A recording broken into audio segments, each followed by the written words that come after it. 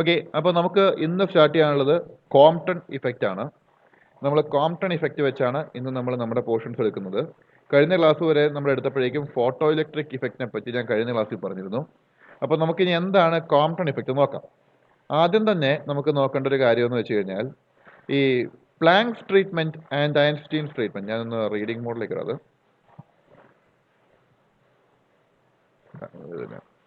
Okay, അപ്പോൾ നമുക്ക് ആദ്യം തന്നെ നമുക്ക് പ്ലാങ്ക്സ് ട്രീറ്റ്മെൻറ്റ് ഒന്ന് നോക്കാം. ഈ നമ്മൾ ഈ കഴിഞ്ഞ ക്ലാസ്സിൽ നമ്മൾ ഡീൽ ചെയ്തിരുന്നപ്പോൾ നമ്മൾ പറഞ്ഞിരുന്നു പ്ലാങ്ക്സ് മോഡലിനെ പറ്റി നമ്മൾ പറഞ്ഞിരുന്നു. അതേപോലെ തന്നെ പ്ലാങ്കിൻ്റെ തിയറിയെ പറ്റി പറഞ്ഞിരുന്നു. അപ്പോൾ നമുക്കിവിടെ നോക്കാം. Planks treatment and Einstein treatment considers the particle nature the particle nature of light. Evidences for particle nature of light was provided by a phenomenon known as Compton effect. അപ്പോൾ നമുക്ക് അറിയാം, നമ്മൾ പ്ലാങ്ക് കോൺസ്റ്റന്റിലേക്ക് പോകുന്നതിനേക്കാളും പ്ലാങ്ക്സ് തിയറിയിലേക്ക് പോകുന്നതിനേക്കാളും എളുപ്പത്തിൽ നമുക്കൊന്ന് photo electric effect വെച്ച് പറയാം. Photo electric effect വെച്ച് പറയുന്ന സമയത്ത് അവിടെ നമുക്കറിയാമായിരുന്നല്ലോ light travels in small energy packets known as quantum എന്നൊക്കെ പറഞ്ഞുള്ള പ്ലാങ്ക്സ് തിയറി ഉണ്ട്. അതുകൂടാതെ തന്നെ ഐൻസ്റ്റീൻസ് ഫോട്ടോ ഇലക്ട്രിക് ഇഫക്റ്റിനകത്ത് നമ്മൾ മനസ്സിലാക്കിയ ഒരു കാര്യമാണ്, അവിടെ ലൈറ്റിൻ്റെ പാർട്ടിക്കിൾ നേച്ചർ ഉപയോഗിച്ചുകൊണ്ട് മാത്രമേ നമുക്ക് ഫോട്ടോ ഇലക്ട്രിക് ഇഫക്റ്റ് നമുക്ക് എക്സ്പ്ലെയിൻ ചെയ്യാൻ പറ്റുള്ളൂ. അപ്പോൾ ഈ പറയുന്ന പ്ലാങ്ക്സ് തിയറിയും അതേപോലെ ഐൻസ്റ്റീൻസ് ഫോട്ടോ ഇലക്ട്രിക് ഇഫക്റ്റും എല്ലാം തന്നെ ലൈറ്റിൻ്റെ ഒരു പാർട്ടിക്കിൾ നേച്ചറിനെ എംഫസൈസ് ചെയ്യുന്ന കാര്യങ്ങളാണ്. അപ്പോൾ നമുക്ക് ഈ പറഞ്ഞ കോംപ്ടൺ ഇഫക്റ്റ് എന്ന് വെച്ച് കഴിഞ്ഞാൽ ഈ ലൈറ്റിൻ്റെ പാർട്ടിക്കിൾ നേച്ചറിന് വേണ്ടിയുള്ള ഒരു എവിഡൻസ് പ്രൊവൈഡ് ചെയ്യുന്ന ഒരു ഇഫക്റ്റാണ്. സംഭവത്തിലേ ഉള്ളൂ, when monochromatic beam of X-rays are allowed to hit on a light element like carbon, when monochromatic beam of X-rays are allowed to hit on a light element like carbon, the scattered X-ray contain radiation of wavelength higher than that of the incident radiation. അപ്പോൾ ശ്രദ്ധിക്കുക, ഇവിടെ നിങ്ങൾ മനസ്സിലാക്കേണ്ട ഒരു കാര്യം, ഈ ഒരു paragraph വായിക്കുമ്പോഴേ when a monochromatic beam of X-rays are allowed to hit on a light element like carbon, the scattered X-rays contain radiations of wavelength higher than that of the incident radiation. അതായത് incident റേഡിയേഷനേക്കാളും wave length കൂടിയ റേഡിയേഷനാണ് എന്ത് ചെയ്യുന്നത്, scattered ആയിട്ട് പുറത്തേക്ക് പോകുന്നത്. X-ray വന്ന് carbon പോലുള്ള എലിമെൻറ്റുമായിട്ട് hit ചെയ്യുമ്പോൾ. അപ്പോൾ ഈ വേവ് ലെങ്ത് കൂടുക എന്ന് വെച്ചാൽ എന്താണ് നമ്മൾ ആദ്യം മനസ്സിലാക്കണം. Wavelength is inversely proportional to energy. കാരണം E is equal to H mu എന്നുള്ളൊരു ഇക്വേഷൻ നിങ്ങൾ പഠിച്ചിട്ടുണ്ടാവും. E is equal to H mu, where mu is the frequency. അതേപോലെ നമുക്കറിയാം mu lambda is equal to C, അതായത് mu is the frequency, lambda is the wavelength, that is equal to C, velocity of light നമ്മൾ പഠിച്ചിട്ടുണ്ട്. അല്ലെങ്കിൽ നമുക്ക് എന്ത് പറയാം, mu is equal to C by lambda എന്ന് പറയാം, or mu is inversely proportional to lambda എന്ന് പറയാം.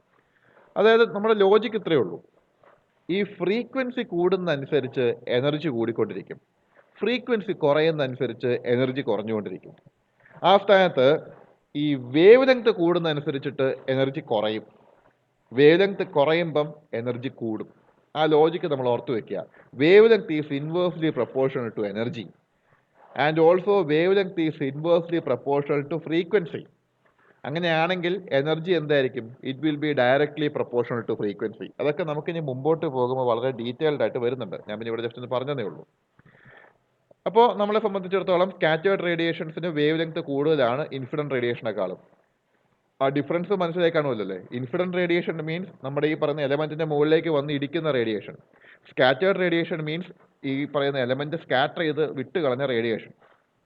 That is the scattered radiations have radiations of lower frequency or has radiations of lower energy than the incident radiation. അതാണ് ഞാൻ ഇത്രയും നേരം പറഞ്ഞത്. അപ്പോൾ സ്കാറ്റേർഡ് റേഡിയേഷൻ്റെ എനർജി എന്തായിരിക്കും, എനർജിയും ഫ്രീക്വൻസിയും ഇൻസിഡൻറ്റ് റേഡിയേഷനേക്കാളും കുറവായിരിക്കും. And this is known as Compton scattering or Compton effect. The increase in wavelength of X-rays is called Compton shift. അപ്പോൾ അത്രയും കാര്യങ്ങൾ ഓർത്ത് വയ്ക്കുക. എന്താണ് കോംപ്ടൺ ഇഫക്റ്റ് എന്ന് മനസ്സിലാക്കി വെക്കുക. അതായത് എക്സ്റേ പോയിട്ട് കാർബൺ പോലുള്ള ലൈറ്റ് എലമെൻറ്റ് മുകളിലേക്ക് തട്ടിക്കഴിയുമ്പോൾ സ്കാറ്റേർഡ് എക്സ്റേക്ക് ഇൻസിഡൻറ്റ് എക്സ്റേക്കാളും എനർജി കുറവായിരിക്കും, അല്ലെങ്കിൽ വേവ് ലെങ്ത് കൂടുതലായിരിക്കും. ഈ പറയുന്ന ഇഫക്റ്റിനെയാണ് നമ്മൾ കോംപ്ടൺ സ്കാറ്ററിംഗ് അല്ലെങ്കിൽ കോംപ്ടൺ ഇഫക്റ്റ് എന്ന് പറയുന്നത്. And the increase in wavelength of X-rays is called Compton shift. And this cannot be explained by wave nature of light, and Compton suggested that the photons interacted with the material and observed the laws of conservation of energy and momentum. അപ്പോൾ നമ്മൾ ഈ wave nature വെച്ച് പറയുമ്പോൾ ഒരു കുഴപ്പമെന്ന് വെച്ചാലേ, wave nature വെച്ച് നമുക്കത് explain ചെയ്യാൻ പറ്റില്ല. കാരണം വേവ് നേച്ചർ വെച്ചാൽ എന്താ, ലൈറ്റ് ഒരു വേവ് ആയിട്ട് ഇങ്ങനെ വരികയെന്നാണ്. അത് പോരാ. ക്വാണ്ടം പറഞ്ഞാൽ എന്താ, ലൈറ്റിൻ്റെ ഈ പറയുന്ന ക്വാണ്ട, അതായത് ലൈറ്റിൻ്റെ കേസിൽ ഫോട്ടോൺ എന്ന് പറയും. ഈ ഫോട്ടോൺസ് എന്ത് ചെയ്യുന്നുണ്ടാവും, നമ്മുടെ മെറ്റീരിയലുമായിട്ട് ഇൻട്രാക്ട് ചെയ്യുന്നുണ്ടാവും. അങ്ങനെയാണ് ഈ എനർജി ചേഞ്ച് വരുന്നതെന്നാണ് കോംപ്ടൺ പറഞ്ഞത്. അപ്പോൾ കോംപ്ടൺ ഈ പറഞ്ഞിരിക്കുന്ന കുറച്ച് പോയിന്റ്സ് നമുക്ക് നോക്കാം കോംപ്ടൺ ഇഫക്റ്റിനെ പറ്റി. Compton effect involve the scattering of X-rays by electrons of the atom. ആദ്യത്തെ കാര്യം, എക്സ്റേസിനെ സ്കാറ്റർ ചെയ്യുന്നത് ഇലക്ട്രോൺസ് ആണ്. ഇപ്പോൾ ഇലക്ട്രോൺസ് സ്കാറ്റർ ചെയ്യാന്ന് പറയുമ്പോൾ തന്നെ നിങ്ങൾ അവിടെ മനസ്സിലാക്കേണ്ട ഒരു കാര്യം, ഇലക്ട്രോണും എക്സ്റേയും തമ്മിൽ എന്ത് ചെയ്യണം, ഇൻട്രാക്ട് ചെയ്യണം. ഇലക്ട്രോണും എക്സ്റേയും തമ്മിൽ ഒരു ഇൻട്രാക്ഷൻ ഉണ്ടായാൽ മാത്രമല്ലേ അവിടെ സ്കാറ്ററിംഗ് ഉണ്ടാവുകയുള്ളൂ. അപ്പോൾ ഇലക്ട്രോണും എക്സ്റേയും തമ്മിൽ അവിടെ ഇൻട്രാക്ട് ചെയ്യണം. C in an elastic collision, ഈ ഇലാസ്റ്റിക് കൊളീഷൻ എന്താണെന്നുള്ള കാര്യം നിങ്ങൾക്ക് അറിയായിരിക്കും. ഇവിടെ ഞാൻ ജസ്റ്റ് അതിൻ്റെ ഡെഫിനേഷൻ ഒന്ന് വായിച്ചിട്ട് എക്സ്പ്ലെയിൻ ചെയ്യാം. In an elastic collision both energy and momentum of x rays are transfer to the electron. അതായത് നിങ്ങളൊരു കൊളീഷൻ കൺസിഡർ ചെയ്യാം. നിങ്ങളൊരു ഒരു ബോൾ എടുത്തിട്ട്, ഒരു റബ്ബർ പന്ത് എടുത്ത് നിങ്ങൾ നേരെ, അല്ലെങ്കിൽ പ്ലാസ്റ്റിക് ബോൾ എടുത്ത് നിങ്ങൾ നേരെ ഒരു ഭിത്തിയിലേക്ക് എറിഞ്ഞു. നിങ്ങളിത് അവിടെ നിന്ന് ഭിത്തിയിലേക്ക് എറിയുന്ന സമയത്ത് നിങ്ങൾ എവിടെ നിന്ന് എറിഞ്ഞോ കൃത്യം അങ്ങോട്ട് തന്നെ ആ ബോൾ വരണം, അല്ലെങ്കിൽ നിങ്ങൾ കൊടുക്കുന്ന അങ്ങോട്ട് വിട്ട എനർജിയിലാണ് ബോൾ തിരിച്ചു വരുന്നത് നമുക്ക് ഒരിക്കലും പറയാൻ പറ്റില്ല. കാരണം ഈ ബോൾ പോയിട്ട് ഭിത്തിയിൽ തട്ടുന്ന സമയത്ത് കുറച്ച് എനർജി സൗണ്ട് എനർജി ആയിട്ട് കൺവേർട്ടഡ് ആവുന്നുണ്ടാവും. കാരണം നിങ്ങൾ ബോൾ എടുത്ത് ഭിത്തിയിലേക്ക് വരുമ്പോൾ ടക്കെന്ന് ഉറച്ചു വെക്കുമല്ലോ പ്ലാസ്റ്റിക് ബോൾ എറിഞ്ഞു കഴിഞ്ഞാൽ. ദാറ്റ് മീൻസ് നിങ്ങൾ ആ ബോളിൻ്റെ മുകളിൽ കൊടുത്ത എനർജിയുടെ ചെറിയൊരു പോർഷൻ എന്ത് ചെയ്യുന്നുണ്ട്, സൗണ്ട് എനർജി ആയിട്ട് കൺവേർട്ട് ചെയ്യുന്നുണ്ട്. പിന്നെ വേറെ എന്തെങ്കിലും ഫോംസ് ഓഫ് എനർജീസ് അവിടെ ജനറേറ്റ് ചെയ്യുന്നുണ്ടെങ്കിൽ നിങ്ങൾ കൊടുക്കുന്ന എനർജിയിൽ നിന്ന് അതിനൊക്കെ ആയിട്ട് കുറച്ച് എനർജി മാറ്റി വെക്കപ്പെടും. ബാക്കിയുള്ള എനർജി എന്തുണ്ടാവുള്ളൂ, ആ റീബൗണ്ട് ചെയ്ത് വരുന്ന ബോളിന് ഉണ്ടാവുള്ളൂ. ഈ പറയുന്ന എക്സാമ്പിളിനെയാണ് നമ്മൾ ഇൻഇലാസ്റ്റിക് കൊളീഷൻ, ഇലാസ്റ്റിക് അല്ല inelastic collision, IN elastic collision. ഇവിടെ പറഞ്ഞ പോലെ ഇൻ ആൻഡ് ഇലാസ്റ്റിക് കൊളീഷൻ അല്ല. കൊളീഷൻസ് രണ്ട് ടൈപ്പാണ്. ഒന്ന് ഈ പറയുന്ന ഇലാസ്റ്റിക് കൊളീഷൻ, രണ്ടാമത്തത് ഇൻഇലാസ്റ്റിക് കൊളീഷൻ. അത് നമുക്കിവിടെ പഠിക്കാനില്ല. അപ്പോൾ നമ്മളെ സംബന്ധിച്ചോളം ഒരു ഉദാഹരണം നമ്മൾ പറയുകയാണെങ്കിൽ, നമ്മളൊരു ഒരു എന്താ പറയുക, നമുക്കൊരു ഒരു ക്രിക്കറ്റ് കളിക്കുന്ന ഒരാളുടെ കേസ് എടുക്കുക. ഒരു ബൗളർ ബൗൾ ചെയ്യുന്നു, ബാറ്റ്സ്മാൻ അത് ബോൾ നേരെ അടിച്ച് നേരെ തെറിപ്പിക്കുകയാണ് ചെയ്യുന്നത്. അപ്പോൾ ഈ ബാറ്റ്സ്മാൻ ബോൾ അടിച്ച് തെറിപ്പിക്കുന്ന സമയത്തുള്ളൊരു പ്രത്യേകത, അയാൾ ആ ബാറ്റിൻ്റെ മുകളിലേക്ക് എക്സേർട്ട് ചെയ്യുന്ന എൻറ്റയർ പ്രഷറും ബോളിൻ്റെ മുകളിലേക്ക് വരണമെന്നില്ല. കാരണം എന്താ, ബോൾ വന്ന് ബാറ്റിൽ തട്ടുന്ന സമയത്ത് കുറച്ച് എനർജി ഈ പറയുന്ന സൗണ്ട് എനർജി ആയിട്ടും പോകുന്നുണ്ടാവും. അപ്പോൾ ഇങ്ങനത്തെ കേസുകളാണ് ഇൻഇലാസ്റ്റിക് കൊളീഷൻ എന്ന് പറയുന്നത്. ആ സ്ഥാനത്ത് ഇലാസ്റ്റിക് കൊളീഷൻ ആണെങ്കിൽ നമ്മളിപ്പോൾ ഒരു എക്സ്റേ ഇലക്ട്രോണിൻ്റെ മുകളിലേക്ക് ഇടിക്കുക എന്ന് വെച്ചോ. എക്സ്റേ ഇലക്ട്രോണിൻ്റെ മുകളിലേക്ക് ഇടിക്കുന്ന സമയത്ത് എക്സ്റേയിൽ നിന്ന് ഇലക്ട്രോണിലേക്ക് പോകുന്ന എൻറ്റയർ എനർജിയും ഇലക്ട്രോൺ തന്നെ കിട്ടുന്നുണ്ട്. അതാണ് ഇലാസ്റ്റിക് കൊളീഷൻ. ഇലാസ്റ്റിക് കൊളീഷനിൽ എനർജി ലോസ് ഒന്നും വരുന്നില്ല. രണ്ട് ബോഡീസ് കൊളൈഡ് ചെയ്യുകയാണെന്നുണ്ടെങ്കിൽ ബോഡി എയുടെ എനർജി ബോഡി ബിയിലേക്ക് ട്രാൻസ്ഫേർഡ് ആവും.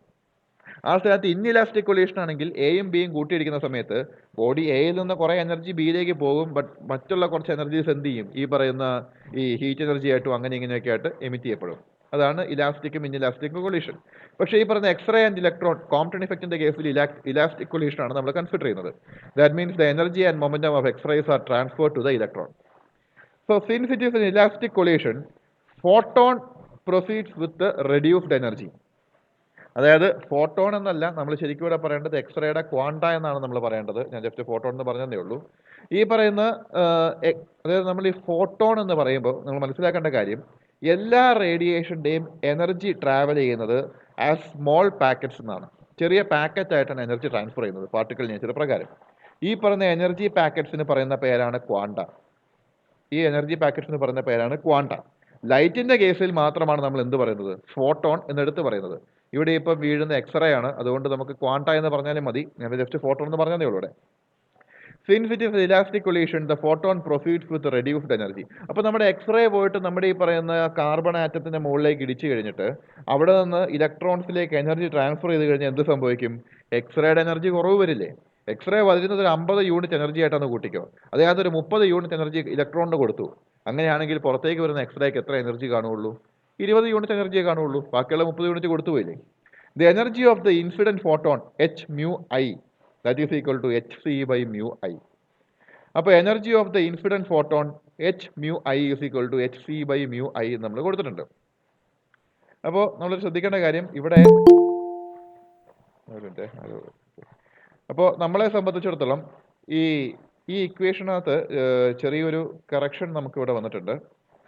നമുക്കിവിടെ H mu I is equal to H C by mu I എന്ന് നമ്മൾ കൊടുത്തിട്ടുണ്ട്. ഇവിടെ മ്യൂവിന് പകരം ലാംഡയാണ് വരേണ്ടത്. കാരണം എന്താ സംഭവം എന്ന് വെച്ചാൽ നിങ്ങൾക്കറിയായിരിക്കും എച്ച് സി ബൈ ലാംഡ എന്നാണ് നമുക്ക് വരാറ്. കാരണം C is equal to mu lambda or mu is equal to C by lambda എന്ന് വരുന്നത്. Anyway the energy of the incident photon H mu is equal to H C by lambda I and energy of the scattered photon is equal to H mu F is equal to H C by lambda F, where mu f and mu I are frequencies of the scattered and incident radiations respectively. Lambda ഐയും lambda എഫും എന്തായിരിക്കും? ഈ പറയുന്ന wavelengths ആയിരിക്കും, incident റേഡിയേഷൻ്റെയും scattered റേഡിയേഷൻ്റെയും. See, applying the law of conservation of energy and momentum, the increase in wavelength of scattered photon can be calculated as delta lambda is equal to lambda f minus lambda I. അതായത് ഈ equation അവിടെ നിൽക്കട്ടെ, അതിൻ്റെ derivation നമുക്ക് ആവശ്യമില്ല. നമുക്ക് ഒന്നുകൂടി ഈ ഇക്വേഷനിലേക്ക് തിരിച്ചു വരാം. ഇൻസിഡന്റ് ഫോട്ടോണിന്റെ എനർജി എന്ന് വെച്ചാൽ എച്ച് മ്യൂ ഐ ആണ്. മ്യൂ ഐ എന്ന് സൂചിപ്പിക്കുന്ന എന്തിനാണ്? ഫ്രീക്വൻസി ഓഫ് ഇൻസിഡന്റ് റേഡിയേഷൻ എന്നാണ് സൂചിപ്പിക്കാൻ വേണ്ടിയാണ് മ്യൂ ഐ എന്ന് പറഞ്ഞത്. കാരണം E is equal to H mu, അതാണ് നമ്മളിവിടെ എച്ച് മ്യൂ ഐ എന്ന് പറഞ്ഞത്. That is equal to H C by lambda എന്നും പറയുന്നുണ്ട്. അതിന്റെ കാരണം എന്താ? H mu is equal to H C by lambda എന്നാണ്. Mu can be replaced as c by lambda or simply mu is equal to C by lambda.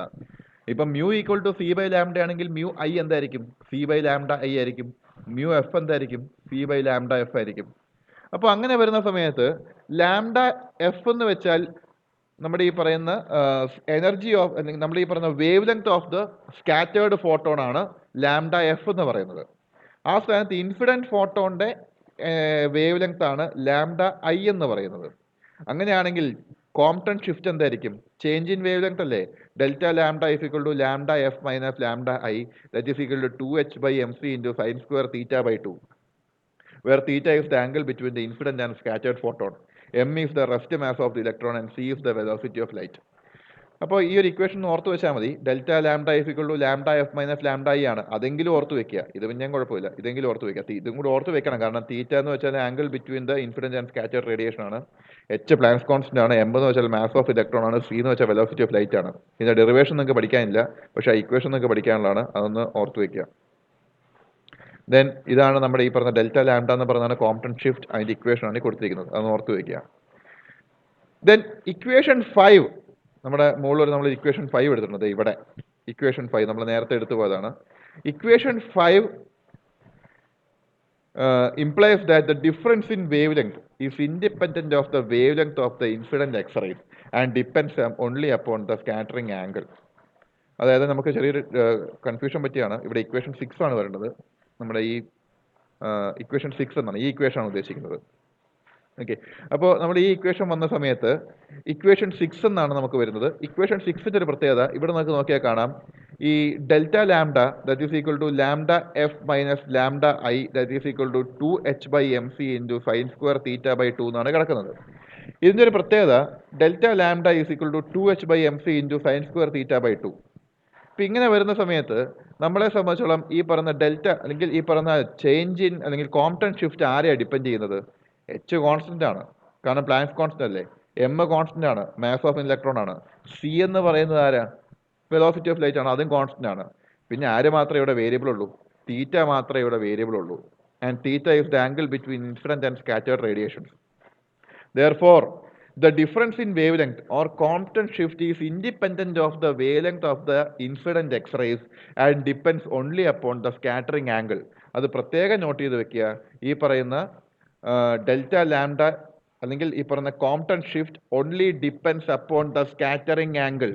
Incident റേഡിയേഷന്റെ wave ലെങ്തിനെയോ scattered റേഡിയേഷന്റെ wave ലെങ്തിനെയോ അത് ഡിപ്പെൻഡ് ചെയ്യുന്നില്ല.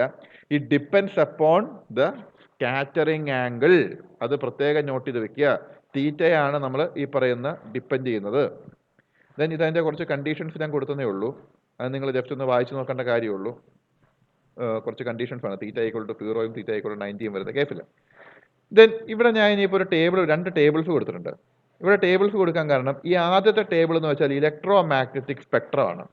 കാരണം നമ്മൾ electro magnetic സ്പെക്ട്രത്തിൽ ഒരുപാട് റേഡിയേഷൻസ് ഉണ്ടെന്ന് പറയാറുണ്ട്. അപ്പോൾ അതിനകത്ത് മെയിൻ ആയിട്ടുള്ള റേഡിയേഷൻസും അവരുടെ ഫ്രീക്വൻസി അവരുടെ വേവ് ലെങ്ത് ഒക്കെ നമുക്ക് നോക്കാം. ഏറ്റവും ആദ്യം നമുക്ക് ഈ പറയുന്ന റേഡിയേഷൻ ഒന്ന് നോക്കുക. ഏറ്റവും താഴെ റേഡിയോ എന്ന് കൊടുത്തിട്ടുണ്ട്. അത് റേഡിയോ ഫ്രീക്വൻസിയാണ് ഉദ്ദേശിക്കുന്നത്. Then microwave frequency, infrared, visible, ultraviolet, x ray and gamma ray. ഏറ്റവും എനർജി കുറഞ്ഞ ആളാണ് താഴെ കിടക്കുന്ന റേഡിയോ ഫ്രീക്വൻസി. അതിനേക്കാൾ എനർജി കൂടിയ ആളാണ് മൈക്രോവേവ്. അതിനേക്കാളും എനർജി കൂടിയ ആളാണ് ഇൻഫ്രാറെഡ്. അതിനേക്കാൾ എനർജി കൂടിയ ആളാണ് വിസിബിൾ റേറ്റ്. അതിനേക്കാളും എനർജി കൂടിയ ആളാണ് അൾട്രാ വയലറ്റ്. അതിനേക്കാളും എനർജി കൂടിയ ആളാണ് എക്സ്റേ. അതിനേക്കാളും എനർജി കൂടുതലാണ് ഗാമാ റേ. പിന്നെ മുകളിൽ കോസ്മിക് റേ ഒക്കെ ഉണ്ട്, അത് പോട്ടെ, ഇത്രയും മതി, ഗാമാ റേ വരെ മതി നമുക്ക്. ഇനി ഇവരുടെ എനർജി കൂടുന്ന ഓർഡർ റേഡിയോ തൊട്ട് ഗാമ വരെ എനർജി കൂടിക്കൊണ്ടിരിക്കും. അത് നിങ്ങൾക്ക് ഇവിടെ നോക്കിയാൽ കാണാം. ഏറ്റവും താഴെ ഈ പറയുന്ന ഗാമ നമ്മുടെ റേഡിയോ ഫ്രീക്വൻസിയുടെ ഒരു റേഡിയേഷൻ്റെ എനർജി എന്ന് വെച്ചാൽ മാക്സിമം വന്നാൽ 1.2 മില്ലി ഇലക്ട്രോൺ വോൾട്ട് വരെ വരുന്നുള്ളൂ. ആ സ്ഥാനത്ത് വിസിബിൾ ലൈറ്റ് വന്നപ്പോഴേക്കും 3.3 ഇലക്ട്രോൺ വോൾട്ട് വരെ മാക്സിമം വരുന്നുണ്ട്. ഇത് മില്ലി ഇലക്ട്രോൺ വോൾട്ട് അല്ലേ, അതായത് 10⁻³ ഇലക്ട്രോൺ വോൾട്ട് അല്ലേ വരുന്നത്. ഇവിടെ എന്താ വരുന്നത്? In range of electron volt തന്നെ വരുന്നുണ്ട്. ആ സ്ഥാനത്ത് ഏറ്റവും മുകളിലേക്ക് ഗാമാ റേയിലേക്ക് പോകുന്ന സമയത്തോ 300+ ജിഗാ ഇലക്ട്രോൺ വോൾട്ട് ആണ് വരുന്നത്, അതായത് 10⁻⁹ ആ റേഞ്ച് ആണ് വരുന്നത്. അതേപോലെ തന്നെ ഇവിടെ നിങ്ങൾക്ക് നോക്കിയാൽ കാണാം, ഇവിടെ നിങ്ങൾക്ക് എക്സ്റേയുടെ കേസിൽ എനർജി വരുമ്പോൾ 120 കിലോ ഇലക്ട്രോൺ വോൾട്ടാണ് വരുന്നത്. ദാറ്റ് മീൻസ് എനർജി ഈ തരുന്ന റേഡിയോയിൽ നിന്ന് ഗാമയിലേക്ക് പോകുമ്പോൾ വല്ലാണ്ട് കൂടിക്കൊണ്ടിരിക്കുക. എനർജി കൂടുന്ന സമയത്ത് എന്തും കൂടും, നമ്മുടെ ഫ്രീക്വൻസിയും കൂടും. കാരണം എന്താ? Frequency is directly proportional to energy. Frequency കൂടുമ്പോഴാണ് എനർജി കൂടുന്നത്, കാരണം E = hμ എന്നാണ്. അപ്പോൾ നിങ്ങൾക്ക് നോക്കിയാൽ കാണാം, റേഡിയോ ഫ്രീക്വൻസിയുടെ ഫ്രീക്വൻസി 300 GHz to 3 Hz ആണ്. നമുക്ക് ഈ പറയുന്ന 3 Hz to 300 GHz ആണ്, റൈറ്റ് നിന്ന് ലെഫ്റ്റിലേക്ക്. അതേപോലെ തന്നെ മൈക്രോവേവിൻ്റെ കേസിൽ വരുന്ന സമയത്ത് 300 MHz to 300 GHz ആണ്.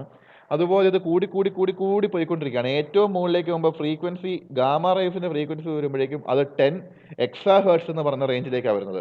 ഈ എക്സ എന്താണ്, ജിഗ എന്താണെന്നൊക്കെ നമുക്ക് താഴെ പഠിക്കാൻ വരുന്നുണ്ട്. എന്നിവ തൽക്കാലത്തേക്ക് ഇത്രയും പഠിച്ചു വെക്കുക. റേഡിയോ ഫ്രീക്വൻസി തൊട്ട് ഗാമാ റേസ് വരെ പോകുന്ന സമയത്ത് എനർജി ഓഫ് ദ റേഡിയേഷൻ അല്ലെങ്കിൽ എനർജി ഓഫ് ദ ക്വാണ്ടം കൂടി കൂടി കൂടി കൂടി വന്നുകൊണ്ടിരിക്കും. ഈ റേഡിയേഷൻസിൻ്റെ എല്ലാം എനർജി കൂടുന്നത് എങ്ങനെയാണ്? താഴ്ന്ന മുകളിലേക്ക് പോകുമ്പോഴാണ്. ഫ്രീക്വൻസി കൂടുന്നതോ അതും താഴ്ന്ന മുകളിലേക്ക് ഇനി വേവ് ലെങ്ത് നോക്കുക. റേഡിയോ ഫ്രീക്വൻസിയുടെ wave length 1 millimeter to 1 kilometer ആ റേഞ്ചാണ്. മൈക്രോവേവിന് 1 millimeter to 1 meter ആണ്. ആ സ്ഥാനത്ത് ഗാമാ റേസിൻ്റെ വേവ് ലെങ്തോ <0.01 നാനോമീറ്റർ ആണ്, 10⁻⁹. അതായത് അങ്ങനെയാണെങ്കിൽ വേവ് ലെങ്ത് കൂടുന്ന ഓർഡർ എന്തായിരിക്കും? ഇങ്ങനെയായിരിക്കും. ഏറ്റവും വേവ് ലെങ്ത് കുറഞ്ഞ ആൾ ഗാമാ റേ, ഏറ്റവും വേവ് ലെങ്ത് കൂടിയ ആൾ റേഡിയോ ഫ്രീക്വൻസി. അപ്പോൾ ശ്രദ്ധിക്കുക, ഫോട്ടോൺ നമ്മുടെ ഈ പറയുന്ന എനർജിയും ഫ്രീക്വൻസിയും കൂടുമ്പോൾ വേവ് ലെങ്ത് കുറയും, എനർജി കൂടുമ്പോൾ ഫ്രീക്വൻസി കൂടും. അല്ലെങ്കിൽ തിരിച്ചു പറഞ്ഞാലും മതി, ഫ്രീക്വൻസി കൂടുമ്പോൾ എനർജി കൂടും, വേവ് ലെങ്ത് കൂടുമ്പോൾ എനർജി കുറയും. അപ്പോൾ ഇതാണ് നമ്മുടെ ഇലക്ട്രോ മാഗ്നറ്റിക് സ്പെക്ട്രത്തിലെ ഏറ്റവും ഇമ്പോർട്ടൻ്റ് ആയിട്ടുള്ള റേഡിയേഷൻസ്. ഏറ്റവും എനർജി കുറഞ്ഞ ആൾ റേഡിയോ ഫ്രീക്വൻസി, ഏറ്റവും എനർജി കൂടിയ ആൾ ഗാമാ റേസും. ഇനി ഞാനിവിടെ ഈ പറയുന്ന giga electron volt, kilo electron volt, അതേപോലെ ഇവിടെ നാനോമീറ്റർ, പിന്നെ ഇവിടെ എക്സാ ഹേർട്സ് എന്നൊക്കെ പറഞ്ഞ ഓരോ നൊട്ടേഷൻസ് കൊടുത്തിട്ടുണ്ട്. ഇവിടെ താഴേക്ക് നോക്കിയാൽ നമുക്ക് കാണാം, സ്ക്രീൻ ഒന്ന് ചെറുതാക്കാം. ഓക്കെ, ഇവിടെ നിങ്ങൾക്ക് നോക്കിയാൽ കാണാം ഈ ജിഗ എവിടെ കിടക്കുന്നു. ആദ്യം നമുക്ക് 10⁻⁴, അതായത് 1 എന്ന് പറഞ്ഞ ഒരു 1 എന്ന് പറഞ്ഞ യൂണിറ്റ് എടുക്കാം. 10⁻⁴ മീൻസ് അത് ഡെക്കായാണ്, 10⁻² മീൻസ് അത് ഹെക്ടോ ആണ്. അത് രണ്ടും നിങ്ങൾക്ക് അങ്ങനെ പഠിക്കാനില്ല. 10⁻³ നമുക്ക് വരുന്നത് കിലോയാണ്. ഇവിടം തൊട്ടാണ് നമ്മൾ ഈ പറയുന്ന കാര്യങ്ങൾ കൂടുതൽ പഠിക്കുന്നത്. ഇപ്പോൾ നമുക്കറിയാലോ കിലോ ഇലക്ട്രോൺ വോൾട്ട് എന്ന് വെച്ചാൽ എന്തായിരിക്കും? KeV, ഇവിടെ പറയുന്ന പോലെ ഇവരുടെ എനർജി പറഞ്ഞ പോലെ. എക്സ്റേയുടെ കേസിൽ 120 KeV എന്നാണ് പറഞ്ഞത്. എന്ന് വെച്ചാൽ എന്താ? 120 × 10⁻³ ഇലക്ട്രോൺ വോൾട്ട് എന്നാണ്. അപ്പോൾ 10⁻³ ആണ് കിലോ, 10⁻6 ആണ് മെഗ, 10⁻9 ആണ് ജിഗ, 10⁻12 ആണ് ടെറ, 10⁻15 പെറ്റ ആൻഡ് 10⁻18 എക്സ. 10⁻21 സെറ്റയും 10⁻24 യോട്ടയുണ്ട്, അതവിടെ നിൽക്കട്ടെ. നമുക്ക് എക്സ വരെയാണ് ആവശ്യം വന്നത്. കാരണം എന്താ? ഇവിടെ ആരുടെയോ ഹേർട്സ് വന്നു, ഗാമാ റേസിൻ്റെ ഫ്രീക്വൻസി വന്നപ്പോഴേക്കും മോർ ദാൻ 10 EHz എന്നാണ് പറഞ്ഞത്. അതായത് 10 × 10⁻18 ഹേർട്സിനേക്കാൾ കൂടുതലാണ് ഗാമാ റേസിൻ്റെ ഫ്രീക്വൻസി എന്ന് പറയുന്നത്. ഇനി നമുക്ക് താഴേക്ക് പോവാം. താഴേക്ക് നമ്മൾ പോകുന്ന സമയത്ത് 10ന് താഴേക്ക് വരുന്ന സമയത്ത് 10⁻⁻1 deci, 10⁻⁻2 senti and 10⁻⁻3 milli. 10⁻⁻3 means അത് മില്ലിയാണ്, 10⁻⁻6 മൈക്രോ ആണ്, 10⁻⁻9 നാനോ ആണ്, 10⁻⁻12 പൈക്കോ ആണ്, 10⁻⁻15 ഫെംറ്റോ ആണ്, 10⁻⁻18 അറ്റോ ആണ്. അപ്പോൾ ഇങ്ങനെയാണ് നമുക്ക് ഈ പറയുന്ന ഡെസിമൽ യൂണിറ്റുകളുടെ കൺവേർഷൻ, നമ്മുടെ മെട്രിക് സിസ്റ്റത്തിൻ്റെ കൺവേർഷൻ വരുന്നത്. ഇതൊന്ന് ഓർത്ത് വെച്ചേക്കുക. കാരണം നമുക്കകത്ത് മെയിനായിട്ട് വരുന്ന ആൾക്കാർ മൈക്രോ, മില്ലി നമുക്ക് ആവശ്യം വരാറുണ്ട്, 10⁻⁻3. മൈക്രോ നമുക്ക് ആവശ്യം വരും, നാനോ ആവശ്യം വരും, പൈക്കോ ആവശ്യം വരും. റെയർ കേസിൽ ഫെംറ്റോ വരാറുണ്ട്, ബട്ട് പൈക്കോ വരെയാണ് നമ്മൾ കൂടുതൽ ഉപയോഗിക്കാറ്. ഇവരുടെ കേസിൽ കിലോയും മെഗായും ജിഗായും അതേപോലെ തന്നെ ഈ പറയുന്ന ടെറ വരെ അല്ലെങ്കിൽ ജിഗ വരെയുള്ള ആൾക്കാരെയാണ് നമുക്ക് ഏറ്റവും കൂടുതൽ ആവശ്യം വരുന്നത്. അപ്പോൾ അത് നോട്ട് ചെയ്ത് വെക്കുക. ഇനി ഈ 10⁻⁻⁻ ടേംസിലേക്ക് വരുന്ന സമയത്ത് ഒരാളെ ഇവിടെ പറയാത്തതുണ്ട്. 10⁻⁻⁹ 10⁻⁻12 ഇടയ്ക്ക് 10⁻⁻10 എന്ന് പറഞ്ഞ ആളും കൂടി ഉണ്ട്. അതിന് ആംസ്ട്രോങ് എന്ന് പറയും. A0 ആംസ്ട്രോങ് എന്ന് പറയും. 10⁻⁻10 ഞാൻ പറഞ്ഞതേ ഉള്ളൂ. അങ്ങനത്തെ ഒരു ആളും കൂടി ഉണ്ട്. ഇവിടേക്കും നമ്മൾ സാധാരണ ഒരിക്കലും വരാറില്ല. സെപ്റ്റോയിലേക്കും യോക്ടോയിലേക്കും നമ്മൾ അങ്ങനെ വരേണ്ട ആവശ്യം നമുക്ക് വരാറില്ല. ഓക്കെ, അപ്പോൾ നമുക്കിനി അത് കഴിഞ്ഞെങ്കിൽ നമുക്കിനി ആറ്റോമിക് സ്പെക്ട്രയിലേക്ക് പോകാം. അടുത്ത ഹെഡിങ് ആണ് ആറ്റോമിക് സ്പെക്ട്ര. അപ്പോൾ നമ്മൾ കോംപ്ടൺ ഇഫക്റ്റ് കഴിഞ്ഞു. ഇനി നമ്മൾ ആറ്റോമിക് സ്പെക്ട്രയിലേക്ക് വരികയാണ്. നിങ്ങൾ ഈ മോളിക്കുലാർ സ്പെക്ട്രം നിങ്ങൾ പഠിച്ചു കാണും. സ്പെക്ട്രോസ്കോപ്പി നിങ്ങൾക്ക് പലപ്പോഴായിട്ട് പഠിക്കാനുള്ളതാണ്, പല ടോപ്പിക്കുകൾ പഠിക്കാനുള്ളതാണ്. ഇനി 6th സെമ്മിലും 5th സെമ്മിലും ഒക്കെ നിങ്ങൾക്ക് spectroscopy പഠിക്കാനുമുണ്ട്.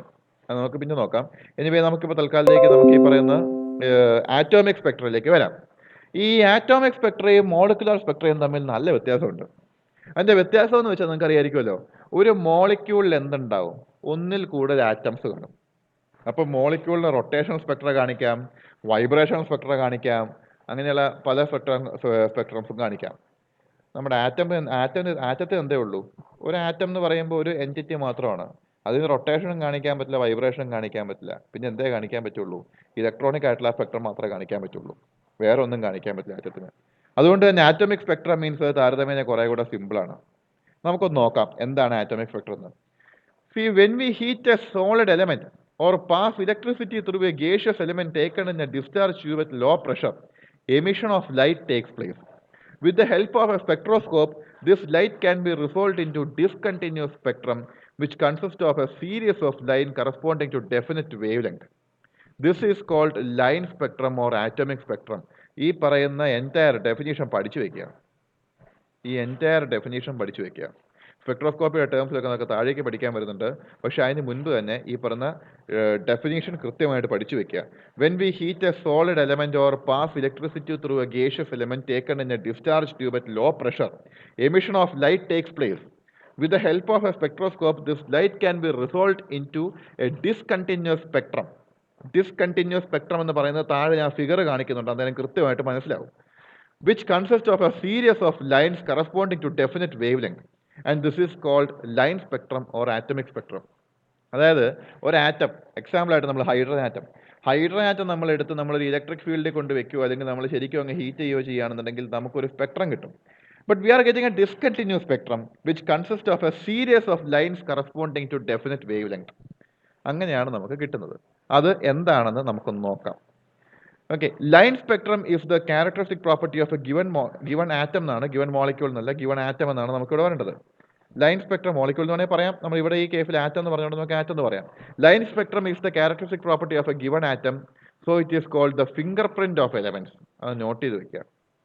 Line spectrum is the characteristic property of a given atom, so it is called the fingerprint of elements. ഈ ഫിംഗർ പ്രിന്റ് റീജിയൻ എന്ന് പറയുന്ന ഒരു റീജിയൻ നിങ്ങൾക്ക് IR സ്പെക്ട്രോസ്കോപ്പി പഠിക്കുമ്പം പഠിക്കാറുണ്ട്. അതിൻ്റെ സെയിം ഫിനോമിനൻ കൊണ്ട് തന്നെയാണ് ഇവിടെ നമ്മൾ ഫിംഗർ പ്രിന്റ് എന്ന് പറയുന്നത്. കാരണം എന്താ? Line spectrum of a given molecule is the characteristic property of that given atom. Line spectrum of an atom is the characteristic property of that given atom. അതുകൊണ്ട് നമ്മൾ എന്ത് പറയുന്നു? അതിനെ നമ്മൾ ഫിംഗർ പ്രിന്റ് ഓഫ് എലമെന്റ് എന്ന് പറയുന്നു. കാരണം എന്താ? രണ്ട് ആറ്റത്തിന് ഒരിക്കലും ഒരേ ലൈൻ സ്പെക്ട്രം വരില്ല. അതുകൊണ്ട് തന്നെ അതല്ലേ നമ്മൾ ഫിംഗർ പ്രിന്റ് എന്ന് പറയുന്നത്. കാരണം ഒരാളുടെ ഫിംഗർ പ്രിന്റ് അയാൾക്ക് മാത്രമേ കാണുള്ളൂ. ഒരാളെ പോലെ 9 ആൾക്കാർ ലോകത്തുണ്ടാവുന്നൊക്കെ തിയറിയൊക്കെ ഉണ്ടെങ്കിലും ഒരാളുടെ ഫിംഗർ പ്രിന്റ് അയാൾക്ക് മാത്രമേ കാണുള്ളൂ, റിപ്പീറ്റേഷൻ വരില്ല. അതേപോലെ തന്നെ എന്തായിരിക്കും ഈ പറയുന്ന ഒരു ആറ്റത്തിന്റെ ലൈൻ സ്പെക്ട്രം മീൻസ് അത് ആ ആറ്റത്തിന്റെ പ്രോപ്പർട്ടി ആയിരിക്കും. വേറെ ആറ്റത്തിന് ആ ലൈൻ സ്പെക്ട്രം കിട്ടില്ല. Simple line Spectra is that of hydrogen atom. It consists of several series of lines appearing in different regions of the electromagnetic spectrum. And various series of lines in hydrogen spectra are, hydrogen സ്പെക്ട്രത്തിൽ ഈ പറയുന്ന 5 സീരീസുകളെ പറ്റി നമ്മൾ +2 പഠിച്ചു കാണും. Lyman series, Balmer series, Paschen series, Brackett series and Pfund series. ഇതിനകത്ത് ശ്രദ്ധിക്കേണ്ട കാര്യം, ലൈമൻ സീരീസ് കിടക്കുന്ന UV റീജിയനിലാണ്, ബാമർ സീരീസ് കിടക്കുന്നത് വിസിബിൾ റീജിയനിലാണ്, പാഷൻ സീരീസ് കിടക്കുന്നതും അതേപോലെ ബ്രാക്കറ്റ് സീരീസ് കിടക്കുന്നതും ഫണ്ട് സീരീസ് കിടക്കുന്നതും IR റീജിയനിലാണ്. And Balmer series, which appears in the visible region, was the first to be studied. It consists of 4 prominent lines in the red, blue-green, blue and violet regions respectively.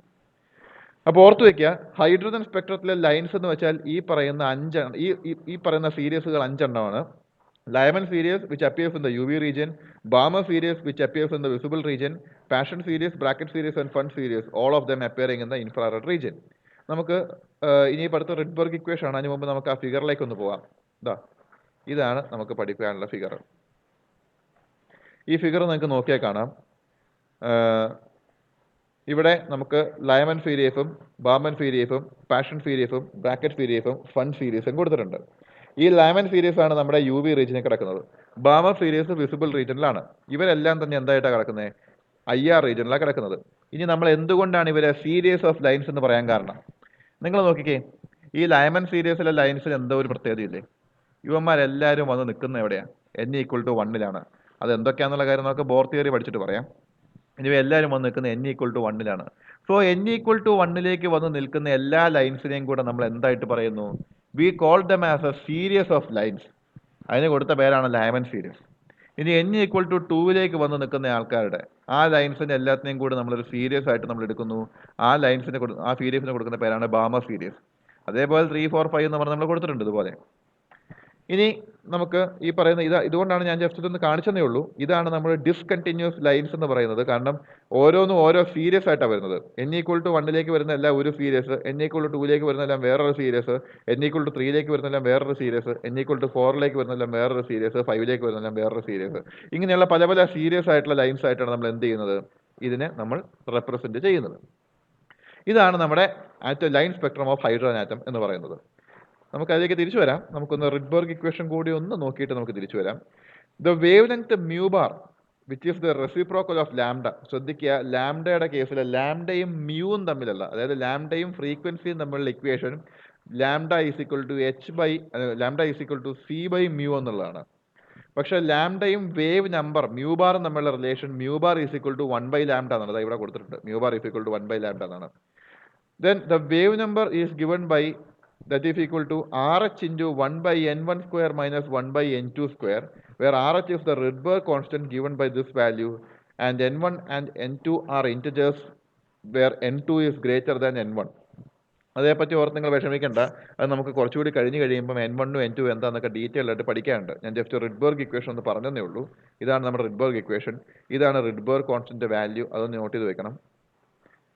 For a particular series, n1 is a constant and n2 varies with the different lines. ഈ ഒരു line നോക്കുക. For a particular series n1 is a constant and n2 varies with the different lines. അതല്ലേ ഞാൻ ഇവിടെ കാണിച്ചിരിക്കുന്നത്. Lyman സീരീസിന് n1 എന്ന് പറഞ്ഞ കോൺസ്റ്റന്റ് ആണ്. ഈ ഒരു സീരീസിന് n1 കോൺസ്റ്റന്റ് ആണ്. പക്ഷേ ഇതിനകത്ത് ഓരോ ലൈനുകളും നോക്കി. ആദ്യത്തെ ലൈനിന്റെ n2 ഈസ് ഈക്വൽ ടു 2, രണ്ടാമത്തെ ആൾക്ക് n2 ഈക്വൽ ടു 3, മൂന്നാമത്തെ ആൾക്ക് n2 ഈക്വൽ ടു 4, അങ്ങനെയാണ് കിടക്കുന്നത്. ബാമർ സീരീസിന് എല്ലാവർക്കും തന്നെ n1 ഈസ് ഈക്വൽ ടു 2 ആണ്, n2 ഈക്വൽ ടു 3, 4, 5 അങ്ങനെയാണ് കിടക്കുന്നത്. അതാ പറഞ്ഞത് ഇവിടെ കൊടുത്തിട്ടുണ്ട്. ലൈമൻ സീരീസിന് n1 is equal to 1, n2 is equal to 2, 3, 4 etcetera. Balmer സീരീസിന് 2 ആണ് n1, then n2 is equal to 3, 4, 5 etcetera. അങ്ങനെ പോകും. അപ്പോൾ ശ്രദ്ധിക്കുക, for a given series n1 will be a constant and n2 varies for different lines. ഓരോ ലൈനിനും ഓരോ n2 ആയിരിക്കും. പക്ഷേ n1 എല്ലാ ലൈൻസിനും കോൺസ്റ്റന്റ് ആയിരിക്കും ഫോർ എ ഗിവൺ സീരീസ്. ആ സ്ഥാനത്ത് ബാമർ സീരീസിലെ ഒരു ലൈനിനും ഫൺ സീരീസിലെ ഒരു ലൈനിനും n1 സെയിം ആയിരിക്കില്ല. ബാമർ സീരീസിലെ ലൈനിന് എന്താണ്? n1 എപ്പോഴും 2 ആണ്, ഫൺ സീരീസിൽ n1 എപ്പോഴും 5 ആണ്. ഓക്കെ, നമുക്കിനി റിഡ്സ് കോമ്പിനേഷൻ പ്രിൻസിപ്പിൾ എന്ന് പറഞ്ഞൊരു ചെറിയൊരു ടോപ്പിക്കും കൂടി എടുത്തിട്ട് നമുക്ക് നമ്മുടെ ബോർസ് തിയറിയിലേക്ക് പോകാം. ഈ ബോർസ് തിയറി കൊണ്ടാണ് നമ്മൾ ഇതിനെ കംപ്ലീറ്റ്ലി എക്സ്പ്ലെയിൻ ചെയ്യുന്നത്. Okay, the Ritz combination principle. The wave number of any spectral line can be represented as a combination of two terms, one which is a constant and the other is a variable throughout each spectral series. അത് തന്നെയാണ് ഞാനിപ്പോൾ ഈ പറഞ്ഞ കാര്യം. അതാണ് ഞാൻ ഈ പറഞ്ഞ line. For a particular period n1 is a constant and n2 varies with different lines. ആ പറയുന്ന അത് തന്നെയാണ് നമ്മുടെ ഈ പറയുന്ന റിഡ്സ് കോമ്പിനേഷൻ പ്രിൻസിപ്പിൾ എന്ന് പറഞ്ഞ് കൊടുക്കുന്നത്. അതായത് wave number of any spectral line can be represented as A combination of two terms. One is A constant. ഈ പറയുന്ന സീരീസുകൾക്കെല്ലാം ഒരെണ്ണം കോൺസ്റ്റന്റ് ആണ്. And other is A variable four a given series. ഇവിടെ Lyman സീരീസിൽ നമുക്ക് n2ൻ്റെ വാല്യൂ മാറിക്കൊണ്ടേയിരിക്കും, n3 ബാമറിൻ്റെ കേസിലും അത് മാറിക്കൊണ്ടിരിക്കും. പക്ഷേ ലൈമലിൻ്റെ കേസിൽ n1 എന്ന് പറഞ്ഞാൽ കോൺസ്റ്റന്റ് ആണ്, ബാമറിൻ്റെ കേസിലും n1 എന്ന് പറഞ്ഞാൽ കോൺസ്റ്റന്റ് ആണ്. അതാണ് നമ്മുടെ റിഡ്സ് കോമ്പിനേഷൻ പ്രിൻസിപ്പിൾ. ഇനി അടുത്ത topic, Bohr's theory of atom. ഇത് വളരെ വളരെ ഇമ്പോർട്ടൻ്റ് ആയിട്ടുള്ള സാധനമാണ്, ബോർസ് തിയറി ഓഫ് ആറ്റം. ഇത് വെച്ചിട്ടാണ് നമ്മൾ ബാക്കിയുള്ള കാര്യങ്ങളെല്ലാം നമ്മൾ എക്സ്പ്ലെയിൻ ചെയ്യാൻ പോകുന്നത്. ബോർസ് തിയറി ഓഫ് ആറ്റം എന്ന് വെച്ച് കഴിഞ്ഞാൽ വളരെ ഇമ്പോർട്ടൻ്റ് ഞാൻ പറയാനുള്ളൊരു കാരണം, ആദ്യകാലത്ത് ഈ തിയറിക്ക് ഒരുപാട് ഡ്രോബാക്സ് ഉണ്ട്. അതിലുള്ള പല അസംഷൻസ് തെറ്റാണ്. പക്ഷെ എന്നാലും ആദ്യകാലത്ത് നമ്മുടെ ആറ്റത്തെ പറ്റി എക്സ്പ്ലെയിൻ ചെയ്യാൻ വേണ്ടി ഈ നെയിൽസ് ബോറിൻ്റെ ഈ തിയറി ഉണ്ടായിരുന്നുള്ള കാര്യം പറഞ്ഞത്. ഈ ഒരു തിയറി കൊണ്ടാണ് നമ്മൾ ആദ്യകാലത്തെ ആറ്റത്തെ പറ്റി പറയുന്നത്. Niels Bohr in 1913 explained the structure of an atom. His model included both Rutherford's model and Planck's principle. ഈ റൂദർഫോർഡിന്റെ പ്രത്യേകത, റൂദർഫോർഡിന്റെ മോഡലിലും പ്ലാങ്കിന്റെ മോഡലിലും ഒരുപാട് കാര്യങ്ങൾ പറയുന്നുണ്ട്. ഈ രണ്ടും കൂടി ഇൻകോപ്പറേറ്റ് ചെയ്തിട്ടാണ് നെയിൽസ് ബോർ 1913 അദ്ദേഹത്തിന്റെ ഈ പറയുന്ന model of an atom publish ചെയ്യുന്നത്. നമുക്കിനി ബോർസ് തിയറി ഓഫ് ആറ്റംസിലെ ഒരു 6 പോയിന്റ്സ് ഒന്ന് നോക്കാം. 5 പോയിന്റ്സ്. ഈ 5 പോയിന്റ്സിലാണ് നമുക്ക് ഈ പറയുന്ന ഈ തിയറി നമുക്ക് മുഴുവനായിട്ട് അങ്ങോട്ട് സമ്മപ്പ് ചെയ്യാം. ആദ്യത്തെ point, the electrons revolve around A heavy positive nucleus with a definite velocity in circular paths of fixed radius and energy called orbits. Plus ടുവിലെ പഠിക്കുന്നതാണ്, എനിക്കൊന്ന് ഹൈസ്കൂളിൽ പഠിക്കുന്നതാണ് തോന്നുന്നു. ഇലക്ട്രോൺസ് ന്യൂക്ലിയസിന് ചുറ്റും റിവോൾവ് ചെയ്യുന്നത് ഫിക്സ്ഡ് റേഡിയസും എനർജിയുമുള്ള സർക്കുലർ പാത്സിലാണ്. അതിന് പറയുന്ന പേരാണ് ഓർബിറ്റ്. ഓർബിറ്റലും കൺഫ്യൂസ്ഡ് ആയി പോരുത്. ഓർബിറ്റൽ എന്ന് പറയുന്നൊരു ടേം നമുക്ക് ബോറിന്റെ 3 തിയറിയിൽ വരുന്നില്ല. ഓർബിറ്റൽ പിന്നീട് വരുന്നതാണ്.